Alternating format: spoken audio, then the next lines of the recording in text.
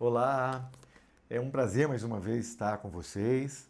Eu sou o Jefferson da Fonseca, ator e jornalista, convidado aqui do nosso Sempre um Papo, convidado pela Associação Cultural Sempre um Papo, pelo Afonso Borges, pela Teresa Borges, por toda a equipe desse programa já há quase 40 anos, construindo e ajudando em muitas das nossas reflexões pela vida. Para mim é um privilégio enorme estar aqui e hoje eu tenho o prazer de conversar com Daniel de Matos, autor de Celeste.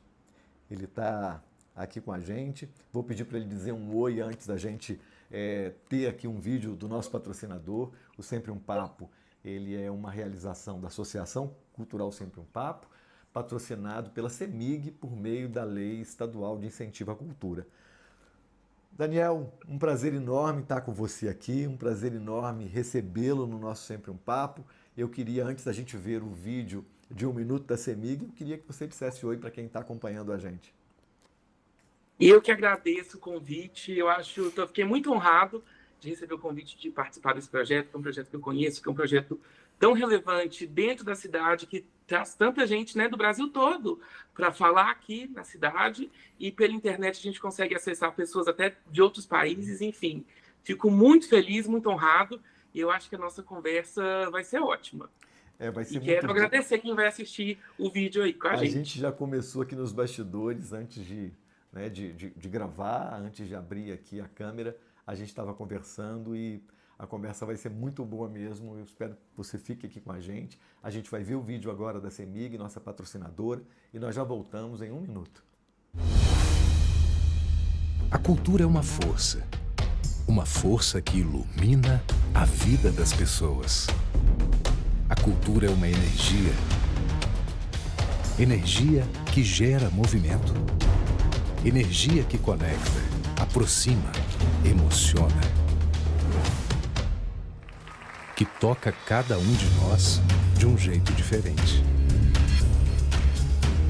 A cultura é tudo aquilo que transforma. A CEMIG, maior incentivadora da cultura de Minas, aplaude de pé este espetáculo.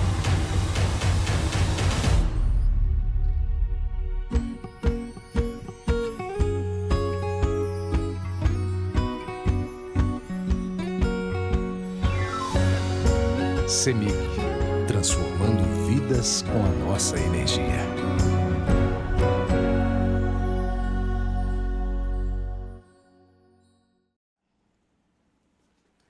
Olá, estamos de volta. Hoje nós temos o Daniel de Matos, jornalista, ator e professor, escritor, autor de Celeste, um livro desafiador que me tirou o sono aí desses últimos 2 dias. Eu queria, Daniel, começar te perguntando quem é a nossa Clarice, quem é essa narradora, essa menina tão corajosa que nos leva, nos toma pela mão aqui da primeira à última página de seu livro. Sim. Que bom começar falando da Clarice. Eu acho que a Clarice em primeiro lugar, na primeira instância, a gente tem uma homenagem muito óbvia a Clarice Lispector, assim, que, junto com a Lígia Bojunga, é uma das minhas escritoras brasileiras favoritas.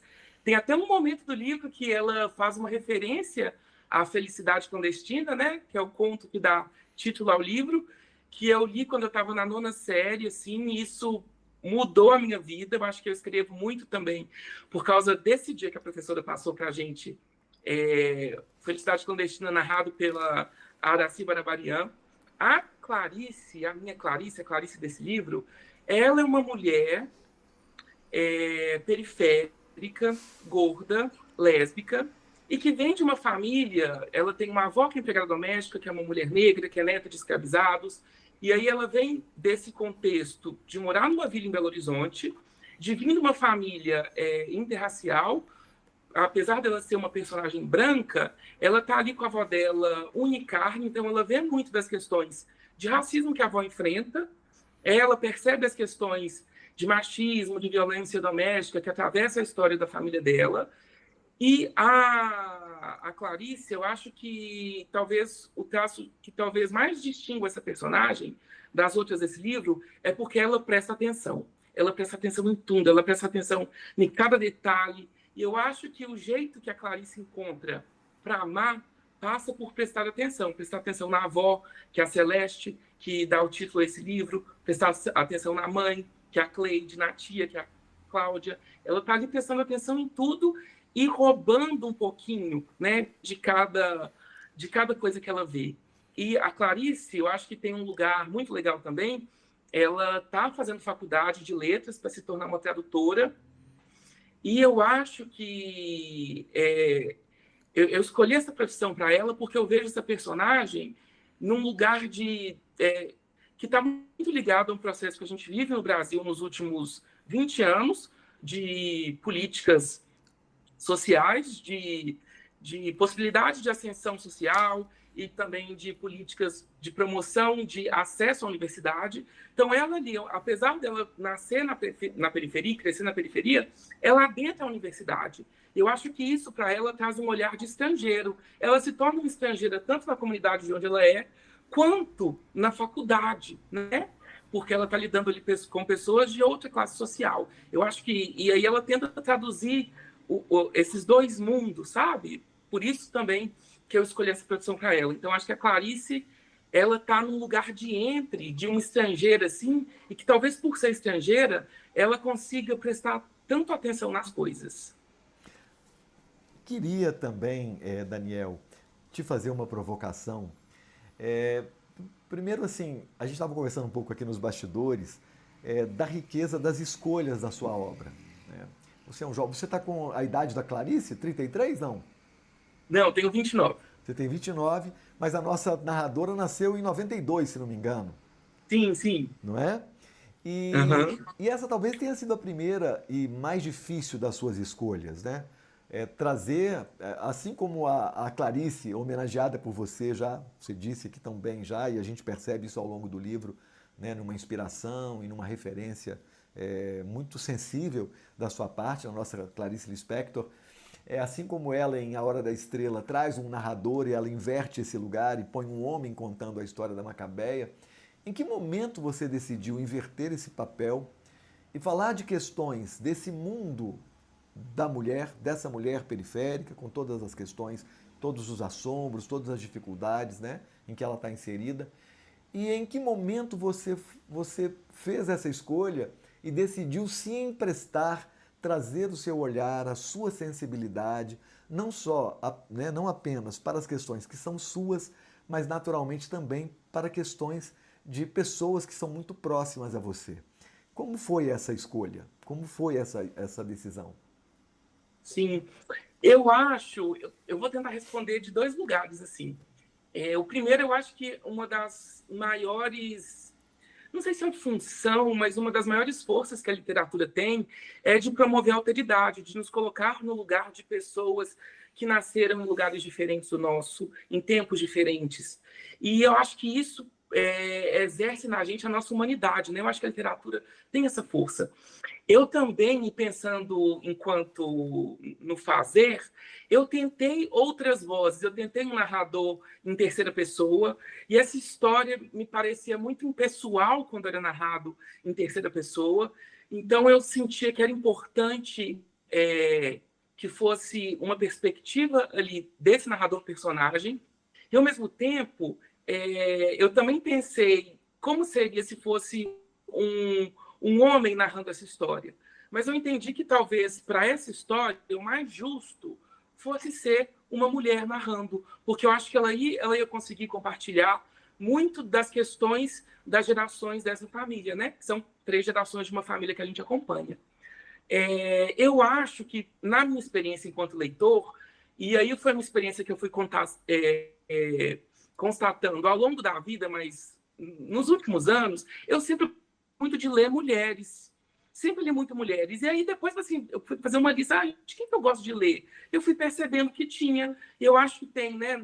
Nem vou entrar nessa seara, tem todo um debate na literatura, na teoria da literatura, sobre escrita feminina, né? Se é possível dizer o que é uma escrita feminina em oposição à masculina. Mas eu acho que quando as mulheres elas escrevem, muitas vezes elas escrevem a partir de um lugar da casa, E aí, porque durante muito tempo esse foi o lugar relegado à mulher, e as mulheres escrevem, às vezes, pelo menos as autoras que eu leio, sobre pontos de vista que não são os dominantes. Eu acho que para essa história era importante, essa história, de alguma medida, é uma história dos perdedores, né? Porque elas perdem a casa, elas estão sempre perdendo. Na contracapa do livro, a gente fala isso, a Clarice está sempre perdendo. Então, seria importante para mim me aliar a um ponto de vista que não fosse do ponto de vista vencedor da literatura maior, mas que fosse de uma literatura menor. E aí, junto a isso, eu cresci numa família com mulheres, que as mulheres são minhas maiores referências. Hoje, atualmente, eu sou professor do ensino fundamental, então a maioria das minhas colegas de trabalho são mulheres. Então, eu acho que eu fui prestando muita atenção, muita coisa. Na escrita, assim, eu tinha muito receio de, às vezes, soar algo que escapasse da minha experiência enquanto homem e que pudesse soar desrespeitoso ou que não fosse justo com aquelas personagens. Então, eu mostrava para amigas na hora de preparar o texto. Eu escolhi, né, as pessoas que prepararam o texto para mim, que fizeram uma leitura crítica. Para mim era importante que fossem mulheres. Eu participei do Núcleo de Dramaturgia Feminista em 2022, que inclusive uma das contracapas, quem escreve é a Maria Júlia Pinheiro, que é a dramaturga que organiza o núcleo. E a gente teve uma oportunidade de ler em voz alta o livro inteiro. Então foi muito legal receber esse feedback. Então foi uma tarefa difícil, mas eu tentei me cercar de ferramentas suficientes para fazer com que fosse uma tarefa... Eu vou usar muito a palavra justo, mas que fosse justo com essas personagens, sabe? Que não fosse uma coisa leviana e nem irresponsável. E quero te dizer, como leitor, que fico muito impressionado com o excelente mapeamento que você faz da linha da vida da nossa narradora. E aí entra, né, uma complementação dessa pergunta anterior, que é esse seu lugar de pesquisador e de intérprete também. Se você fez o mapeamento da Clarice, se você construiu essa personagem antes de dar voz para ela. Porque a sensação que eu tenho é que eu estou ouvindo mesmo uma mulher e que estou ouvindo uma narradora sensível dentro desse lugar, tomada de desafios desde a infância, desde os primeiros anos, né, de vida a essa fase adulta, né, com todas as dificuldades, enfrentando todas as questões, né, todo tipo de preconceito, seja na escola, seja em casa, seja na rua, seja em qualquer lugar. E aí eu queria saber de você, dramaturgo, né, do seu eu dramaturgo nesse lugar, do seu eu ator nesse lugar, mapeando essa personagem quase como um monólogo em alguns momentos, né, porque a gente tem trechos aqui, né, como você mesmo disse, na primeira pessoa, e a gente tem trechos riquíssimos aqui, né, enfim, e a gente está falando de questões muito delicadas, como descobrir a sexualidade, a gente está falando de coisas muito delicadas, como o amor abafado, o amor silencioso, né? Como é que foi também para você fazer esse mapeamento e dar voz para essa narradora com tanta sensibilidade? Qual foi o maior desafio nessa construção? Sim, eu acho difícil. Que pergunta complexa, mas pergunta boa. Para mim é importante, quando eu pensei nessas personagens, entender qual era a linha do tempo delas. Entender onde que elas nasciam, o que acontecia no mundo enquanto elas estavam nascendo, o que acontecia no Brasil. Então, eu fiz mesmo uma linha do tempo, assim, da história dessa família, e ao mesmo tempo percebendo o que acontecia no mundo em volta, né? Então, depois de ter essa personagem, essa linha do tempo pronta, eu fiz muitos testes com a voz, porque, por exemplo, na primeira versão do livro, que eu finalizei em 2022, ele parecia muito um livro da Aline Bay, que é esse lugar de uma poesia misturada com prosa, né? Eram frases muito curtas, e eu senti que não era a melhor forma para contar essa história. Então, eu reescrevi o livro todo. E uma questão que eu tinha... para mim é importante que esse livro soasse como um monte de gente conversando. Porque eu acho que essa experiência que você tem quando você vai numa vila, ou então você vai num bairro de classe média baixa, ou num subúrbio, né? que inclusive é onde eu moro, a gente vê muito barulho o tempo inteiro. Então é o carro do ovo, é uma vizinha xingando o filho em cima, é a gente passando na rua, é o ônibus. E eu queria que tivesse essa marca da oralidade. Eu queria que cada palavra que a gente lê aqui, ela coubesse na boca de uma pessoa. Então, às vezes, tinham trechos que eram lindos, mas que quando eu li em voz alta, eles não soavam como algo que se diz, né? Eu acho que talvez isso seja uma coisa que eu peguei, que eu roubei lá do teatro, assim, né? Quando a gente vai fazer um trabalho de texto, de ler o texto, de ver como funciona, eu acho que eu pensei, gente, o que cabe na boca? Como colocar da melhor forma na boca dessas personagens? Ao mesmo tempo, esse livro, né, de forma nenhuma ele é uma autobiografia, mas quando a gente escreve, a gente revela a gente um pouco. A gente se revela quando a gente escreve. E eu acho que tem muitos aspectos da experiência de ser uma pessoa LGBT, então da experiência de ser uma pessoa gorda, né, de ter uma infância sendo uma pessoa gorda, que foram experiências que eu vivi. E que, de alguma forma, eu encontrei ali na Clarice quase como se isso fosse um denominador em comum entre eu e essa personagem que é tão diferente de mim, e encontrei nela também um veículo para, de alguma forma, sublimar ou de pegar experiências que eu vivi e colocar nesse livro. Assim como em outros momentos do livro, coisas eu ando assim com um caderninho, porque, né, eu continuo escrevendo. E às vezes eu estou no ônibus, eu ouço uma coisa, eu presto atenção, estou dando uma notícia, eu anoto. Tem algo na rua que me pega, alguém que está contando um caso. Eu tenho uma conhecida que eu falo assim com ela: nossa, se você não escrever um livro sobre isso, eu vou roubar e vou botar no meu.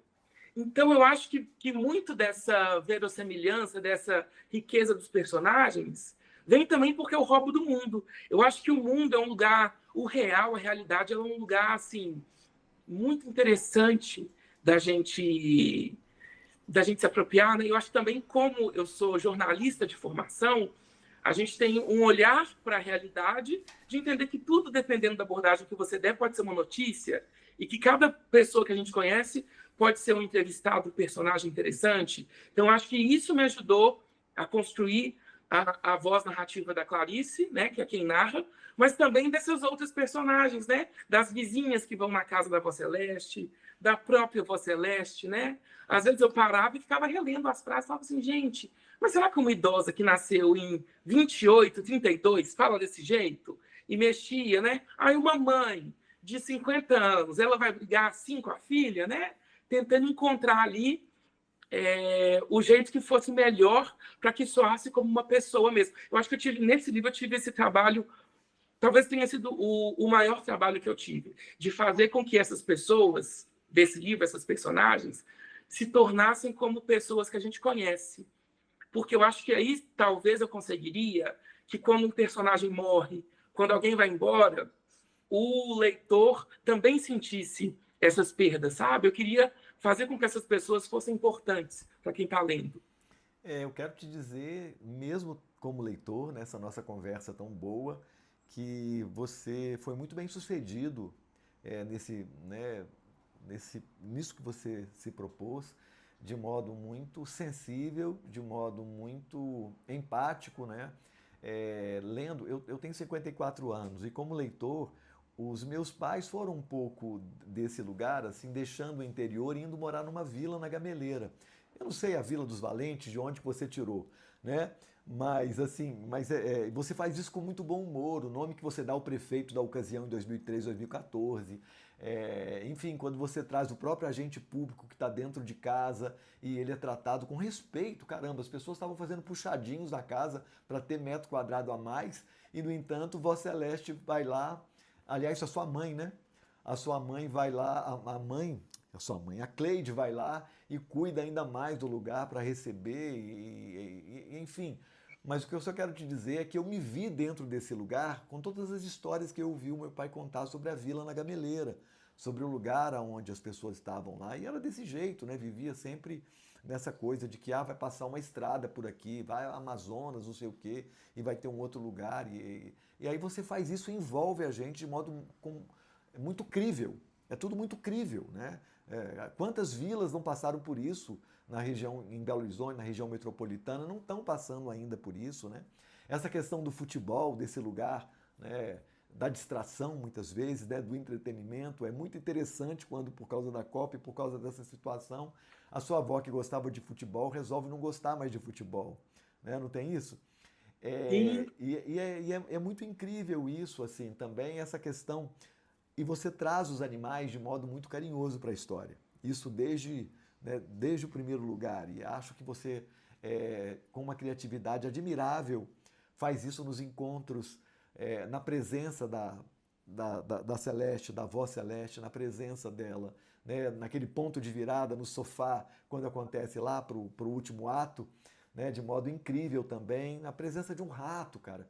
Então, assim, há muito de dramaturgia nessa escrita sua, tão cuidadosa, né? Você descreve muito bem os ambientes, as personagens. E aí eu queria saber disso, assim.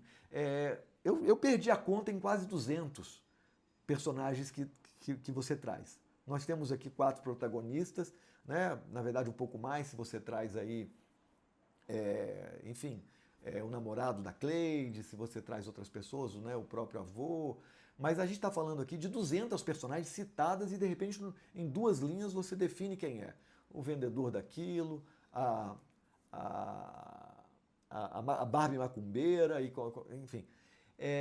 Em que momento e como foi para você reunir esses coadjuvantes todos, nessa riqueza toda, certamente inspirado em muita gente real? Você estava falando aí que traz muito de você, é natural. Escrever também é se confessar, né?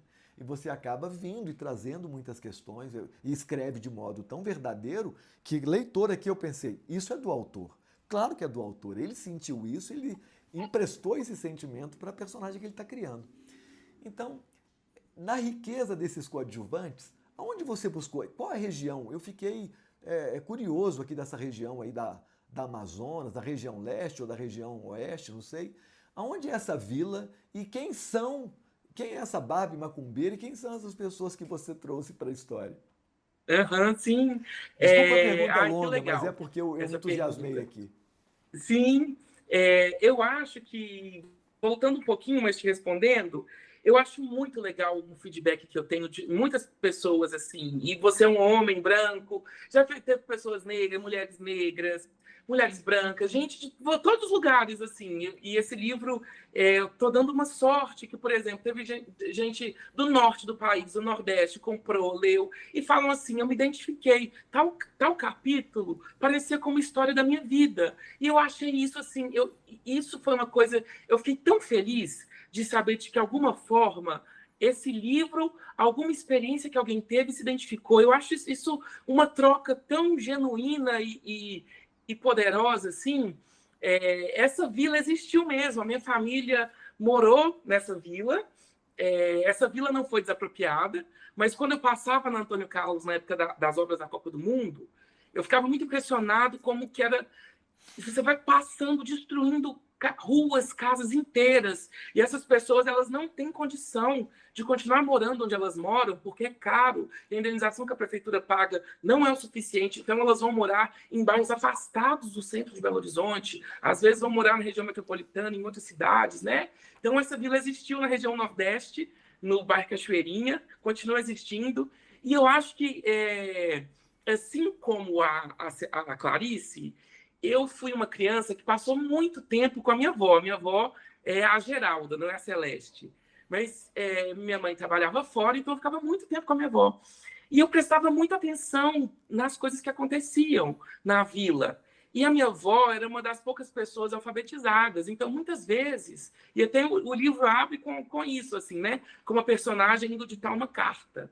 Porque era uma cena que eu via. Às vezes, uma pessoa ia lá, ô Geralda, você escreve uma carta para mim?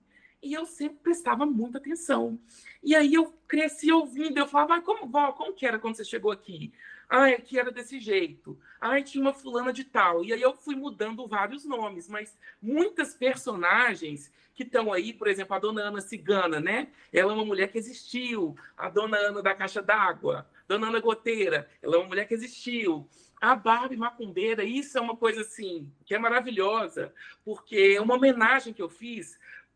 A minha avó, ela era filha adotiva, né?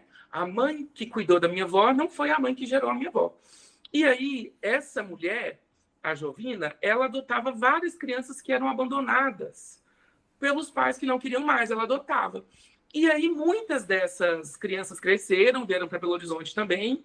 E aí esse nome eu deixei do jeito mesmo, assim. A minha avó tinha uma irmã de criação que era Neném, que era uma mãe de santo. E aí eu cresci ouvindo histórias. Eu, infelizmente, não tive a chance de conhecer a Neném. E eu ouvi histórias dela ser uma mãe de santo, que atendia muita gente, e que ela era muito poderosa. Então, ela eu coloquei no livro também, porque eu falei assim, gente, essa foi uma homenagem para uma personagem que existiu, que eu não tive a chance de conhecer. Mas eu acho que a força, eu acho que esses personagens são muito críveis, porque eles foram baseados em pessoas que eu conheço. Às vezes, 3, 4 pessoas que eu conheço, eu juntei todas elas em um personagem. Eu acho que é por isso que é muito crível. E eu acho que o que esse livro faz, e eu tenho muito orgulho de ter conseguido fazer isso, é um relato de nação. A gente consegue, por meio desse livro, perceber as mudanças sociais, de governos, de políticas públicas, e como que isso afeta a vida cotidiana das pessoas. Como que uma Copa do Mundo, um evento como esse, tira a casa de um monte de gente, né? Ou então, por exemplo, como políticas de distribuição de renda, de acesso ao ensino superior, muda a trajetória de uma família, né? A Clarice é a primeira de sua família a não precisar ser empregada doméstica, porque ela consegue acessar o ensino superior, né? Eu acho que quando a gente esse livro é talvez uma história assim, e para mim era muito importante pensar esse livro dessa forma. A gente tem uma história oficial do Brasil, né? E tá, mas é a história das pessoas que não são protagonistas, que elas não estão dentro desse jogo desenvolvimentista, que elas estão, na verdade, à mercê de tudo isso de grande que acontece, né? Como que é a vida dessas pessoas? E eu acho que é por isso que muita gente se identifica, porque, de alguma forma, cada família brasileira de classe média baixa, de alguma forma já viveu alguma coisa desse livro.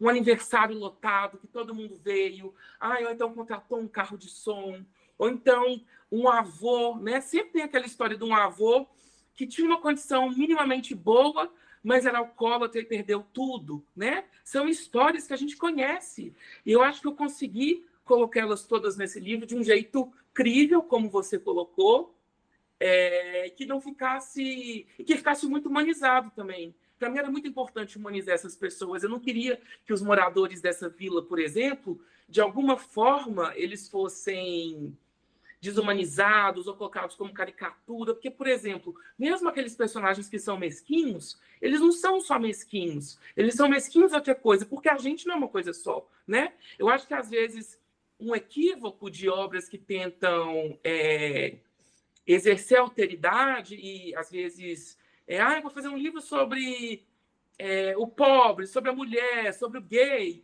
não humanizar essas pessoas e colocar essas pessoas como se elas fossem uma coisa só, sabe? E não são, o ser humano não é uma coisa só, né? Então, eu acho que isso deixa esses personagens muito críveis, né?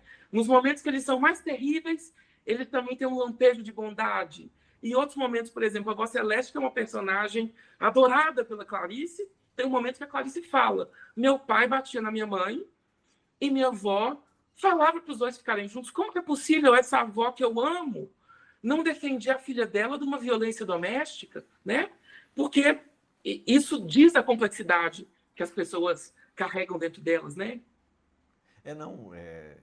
De verdade, ao longo da história, ao longo da linha, né, que você traça, e você faz isso de modo muito cuidadoso mesmo, todo personagem que você traz, a gente se envolve de certo modo com ele. O último namorado da Cleide, a gente vê, assim, eu acho, eu não sei também de onde, se é algo absolutamente real ou se foi só da sua boa cabeça, mas quando você traz um sujeito e você inverte um pouco a situação, é o sujeito que quer ali ter uma família e que quer estar junto, né? Mas a mãe da nossa protagonista aqui não é isso que ela quer e ela resolve liberá-lo para viver a vida dele, o sonho dele, porque o sonho dele não é o sonho dela, né? E ela espera, enfim, um outro momento em casa para poder fazer isso, porque senão contrariaria a mãe, né? Que é uma pessoa ali tão, né? Enfim, mas você faz isso e eu me senti mesmo dentro, eu me senti naquela vila, eu me senti da porta para o beco, eu não me senti da porta para a rua.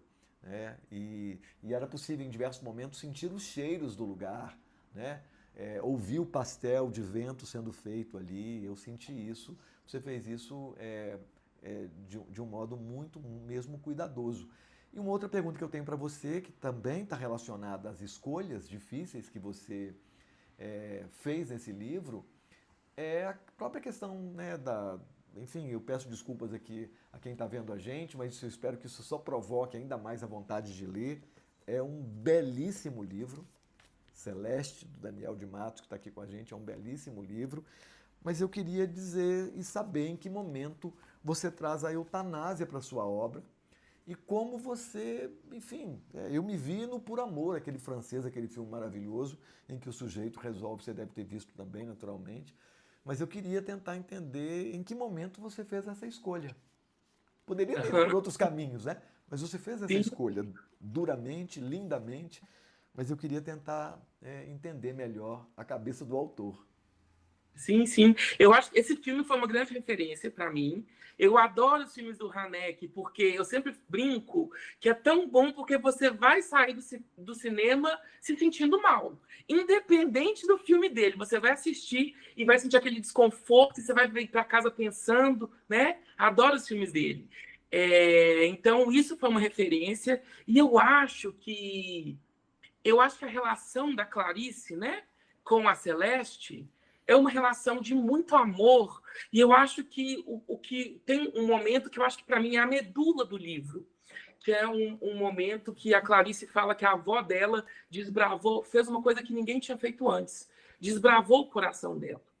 E eu acho que nesse momento de eutanásia, né, eu acho que ali essas duas personagens, elas se entendem como mais nenhuma outra personagem ali se entende. E eu fiquei pensando muito nos momentos da nossa vida em que a gente toma uma decisão por amor, pelo bem do outro, mas que é uma decisão absolutamente terrível e difícil de ser tomada. E eu acho que ali nesse momento, quando a Clarice toma essa decisão de encerrar mesmo a vida de Vó Celeste, eu acho que ela entende quem a avó dela é, que a avó dela era uma mulher independente, uma mulher que dizia muitas vezes, não gosto. Isso é uma frase que eu ouvi muitas vezes acontecendo, e esse eu roubei um pouquinho da realidade. A minha avó, ela teve uma doença terminal e ela ficou acamada. E ela morreu no hospital, e ela dizia muito assim, a pior coisa do mundo é depender de alguém. A pior coisa do mundo é alguém precisar te dar banho, trocar sua fralda. Minha avó dizia muito isso. Eu acho que as pessoas... Esqueci o nome do irmão da Marina Lima, mas, por exemplo, que foi um caso de eutanásia recente, as pessoas elas têm que ter o direito que, se a gente não sabe como que chegar ao mundo, que pelo menos a gente possa decidir, né? Às vezes ir embora com dignidade. Eu acho que é uma decisão pessoal e que cabe a qualquer um, mas eu advogo que seja possível que pessoas em situações de uma doença terminal ou de muito sofrimento, que elas possam decidir encerrar a sua história. E eu acho que isso, para mim, é um debate muito importante. E eu trouxe esse debate nesse momento porque a gente, concordando ou não com o que a Clarice faz, e eu acho que uma boa história, ela é uma história na qual quem lê ou quem assiste se reflete em algum momento, se posicione contra o que aquele personagem está fazendo, né? E aí cada um vai poder dizer o que pensa do que a Clarice fez. Mas para mim era importante colocar isso na mão da Clarice, porque eu acho que a Clarice ela amava demais a avó dela. Então era um gesto que não tinha nenhuma mesquinharia. Era um gesto de amor e de entendendo quem aquela pessoa era, que o que era possível de melhor para fazer com aquela pessoa era isso. Eu acho que de alguma forma também, quando a avó Celeste ela decide não tratar o câncer, porque essa história, os personagens vão e voltam assim, né? E a gente estava falando da quantidade de personagens. No começo, esse livro é muito povoado, mas no final ele vai minguando até sobrar as três. E eu acho que a grande missão que a Vó Celeste entende é reunir essas três mulheres juntas. Ela fala, que bom que eu fiquei doente, porque agora vocês estão juntas. Então, eu acho que a Vó Celeste, de alguma forma, ela também resiste ao tratamento da doença dela, porque ela é quase como se ela fizesse um sacrifício para unir aquela família de novo. E a Clarice por amar tanto essa avó, também faz um sacrifício. E um sacrifício que custa caro para Clarice. Quando a gente começa o livro, a Clarice está tendo depressão, está tendo que tomar remédio. A tia e a mãe não entendem por que ela está mal. A gente só entende depois por que a Clarice está mal daquele jeito. Porque ela tem essa culpa, né? De ter feito o que ela achava que era mais justo para essa avó. E não só o que ela achava. Conhecendo essa avó, era o que era mais justo, né? Não era justo manter a avó Celeste ali como estava, né? Mas acho que essa também é uma questão, depois que eu terminei esse livro, tem vários momentos do livro que eu fiquei, gente, como que as pessoas vão ler? Porque como a gente escreve, a gente tem um controle do que a gente escreve. Mas depois que o livro sai da nossa mão, a gente perde um pouco o controle, porque fica também no encontro com o outro, né? Com o que o outro percebeu. Então essa era uma questão que eu ficava, meu Deus, como que vai ser a recepção disso, né? Não sei, assim... eu acho que é isso, assim. Tem um desdobramento, né? Você põe naturalmente a Clarice muito mais próxima da avó Celeste quando ela toma essa decisão, e a gente vai entender depois esse sentimento de justiça, ou do que é justo, na própria avó Celeste, a gente vai entender depois no forro do sofá, né? A gente vai entender que ela também, a maneira dela, ela também, como ela entendeu o que seria justo, ela também resolveu punir quem abusou dela de algum modo, né? Sim, sim.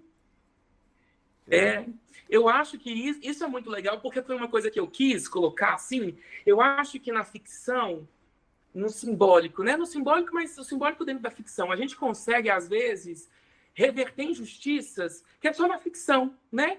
Então, assim, por exemplo, a avó Celeste é uma empregada doméstica e tudo que ela sofreu de discriminação, de preconceito, do emprego dela não ser um emprego que é pago em paridade a outros empregos, de não ter direitos trabalhistas, né? Eu não consigo resolver essa questão do trabalho doméstico remunerado no Brasil. A gente não consegue, por exemplo, pagar indenizações hoje para as empregadas que trabalharam tanto tempo sem carteira. Mas talvez na ficção eu consigo colocar a avó Celeste se vingando de uma patroa, né? Eu acho que a ficção tem esse lugar, às vezes, de propor justiças simbólicas de coisas que não aconteceram, né? Tarantino queimou todos os nazistas do cinema em Bastardos Inglórios, lembra disso? Sim. Juntou todo mundo no lugar e botou fogo em todo mundo, né? Eu queria te pedir, se a gente infelizmente está caminhando para o nosso período, nosso tempo final aqui, mas você como ator também, eu normalmente costumo ler um trecho que me toca assim muito, mas eu gostaria de pedir que você, como autor, né, como criador aí da Clarice, lesse um pequeno trecho, um trecho que você se orgulha muito de ter escrito, que você lesse um trecho pra gente do livro, pode ser? Claro. Eu vou ler o trecho do... Eu acho que todo... Quem é roteirista tem uma coisa de assim... A logline do filme, né? Que essa história cabe numa frase. Eu acho que, né? A gente tem que ser flexível quanto a isso, mas eu entendo que cada livro tem um momento que é um momento medular, que é a medula, que o resto ali é quase assim, aquele momento de fundo do livro, o resto todo está em volta, né? Eu vou ler, então, o momento que eu acho que é esse desse livro. Está no capítulo 20, o capítulo chama Ela Desbravou Meu Coração. E aí é um capítulo que fala de como, da rotina da Clarice ficando o dia inteiro com a avó, e de que em algum momento ela vai engordando e a avó leva ela para as aulas de natação, ela não quer mais ir na aula de natação, porque está todo mundo chamando ela de gorda, e ela vai inventando desculpas até que a avó percebe que, na verdade, não é... ela entende por que a Clarice não quer mais fazer aula de natação, né? E aí é um momento que tem uma troca muito profunda entre elas. Aí esse um trecho curto, só beber uma água aqui. Vou ler, então. Quando as desculpas pararam de surgir efeito, eu perdi a touca ou os óculos de natação. Vó Celeste entendeu. Não me obrigou mais a fazer aulas. Explicou à mãe que faríamos caminhadas. Ela gostava de esperar o sol abaixar. Só antes das 10 ou depois das 4. Senão a gente pega câncer de pele.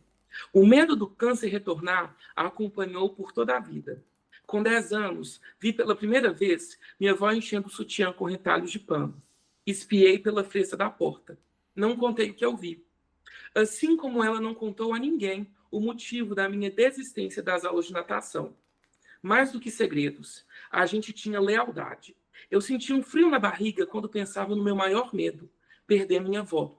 Vó Celeste construiu avenidas, rodovias, estradas, museus, estádios de futebol, basílicas, cinemas e restaurantes no meu peito. Ela desbravou meu coração. Um trecho lindo, lindo. Estava aqui, na 114 o final. Ele está até também, eu acho que você fez um post sobre esse trecho, né? Um trecho lindo, belíssimo, belíssimo mesmo. E você já está escrevendo um novo romance. Como é que é agora? Quais são os projetos, os planos para o futuro? Deve ter tomado muito Eu gosto. tô. Oi? Deve ter tomado muito gosto, né? Pela Aham. publicação. Sim, sim. Eu já tinha uns projetos assim, mas eu acho que talvez essa era a minha história principal. Eu sentia que eu só ia conseguir contar outras histórias depois que eu contasse essa. Então foi muito bom publicar esse livro. Eu estou aí, né, divulgando, tentando, né, fazer com que esse livro chegue nas pessoas assim. Mas já estou escrevendo um segundo. E é engraçado porque quando o segundo também é uma narradora mulher, mas é uma narradora totalmente diferente. Ela também começa com a letra C, chama Cassandra. E é um livro muito. Eu acho que o Celeste ele é um livro que a gente em muitos momentos ri, e ele tem uma dureza, mas ele tem uma esperança. Eu acho que ele é um livro esperançoso, de alguma forma. Esse segundo romance ainda não tem um título, mas ele é um livro muito mais duro, muito mais triste. Ele é um livro desesperançoso. Eu acho até difícil, às vezes, trabalhar nele. Eu, às vezes, escrevo e falo assim, a gente vai dar uma pausa, porque eu acho ele é um livro que fala sobre fanatismo religioso, sobre crescimento de igrejas evangélicas no Brasil, né? Ele é um livro mais duro, assim. Você traz essas questões também para você traz Sim, é Em verdade. Celeste isso está muito presente, né? O Sim, seu sim. o olhar crítico de Clarice atravessa isso, né, de modo muito forte também, né? Sim, sim. Mas esse outro é mais assim. É como se. Aí eu ia tentar fazer uma comparação com comida. Não sei. Eu acho que o Celeste é uma parede de azulejos quebradinhos que a gente vai colocando e a gente vai lidando com a falta, com a brecha que está ali e é isso. E eu acho que esse outro é um muro chapiscado, assim, sabe? Que a gente às vezes rala. Tanto que ele é um livro que eu já tenho, acho que 15 mil palavras. Eu sei que ele vai ser um livro curto, vai ser uma novela. Eu até não quero que ele seja um livro muito longo, porque eu acho que ele é muito duro. Eu penso assim, não quero que as pessoas fiquem sofrendo muito. Ele também vai ser de ler numa sentada só, mas ele é mais menorzinho, mais fino, sabe? E eu queria que você aproveitasse aqui o nosso canal, né, esse espaço, e dissesse para quem está vendo a gente para adquirir o seu livro, né, para entrar em contato com você, os seus Você falou dos canais aí. animais, eu É, tentei manter ela fora a entrevista toda. E olha, hoje no Sempre o Papo a gente tem a Madonna, olha só, presença internacional aqui. linda demais a Madonna. Então, o Celeste, quem quiser comprar pelo site da editora, a editora chama Editora Folheando, é possível comprar tanto o livro físico, quanto também o PDF. E o meu Instagram é @Daniel de Matos, Matos com um T só. Para quem é de Belo Horizonte, eu sempre tenho exemplares do livro comigo, então eu consigo, né, combinar com a pessoa, faço um autógrafo, uma dedicatória bem bacana, combino de entregar, né? Também entrego para outras cidades, mas é porque para outras cidades o SEDEX é um pouquinho mais caro. Em Belo Horizonte eu entrego em mãos. Mas é isso. Perfeito, olha, quero te agradecer imensamente, Daniel, deixar aqui para quem está vendo a gente a capa do livro, né? Para entrar em contato com você, a gente também vai marcar você nas nossas redes sociais. Quero agradecer aí mais uma vez, né, o seu tempo, essa conversa, agradecer o seu livro, né, e desejar uma carreira, uma jornada ainda mais extraordinária aí para você, né, com muitas alegrias, a sua família e que você tenha felicidades ainda maiores aí também com a literatura. tá bom? Obrigado. Jefferson, eu te agradeço demais. Eu acho que a sua leitura do livro foi muito generosa. As suas perguntas foram muito cuidadosas, assim, de quem foi atravessado mesmo pelo livro. Então, eu fico muito feliz. Muito obrigado. Eu fui muito atravessado mesmo, muito atravessado pelo livro e desejo toda a felicidade aí do mundo para você. Muito obrigado mesmo, viu? Eu que Grande agradeço. abraço. Bom, a gente fica por aqui e acompanhem o Sempre um Papo nas redes sociais. Nós temos outras dezenas de entrevistas no nosso canal aqui no YouTube. Assistam as entrevistas e acompanhem o Sempre um Papo nas redes sociais. Grande abraço.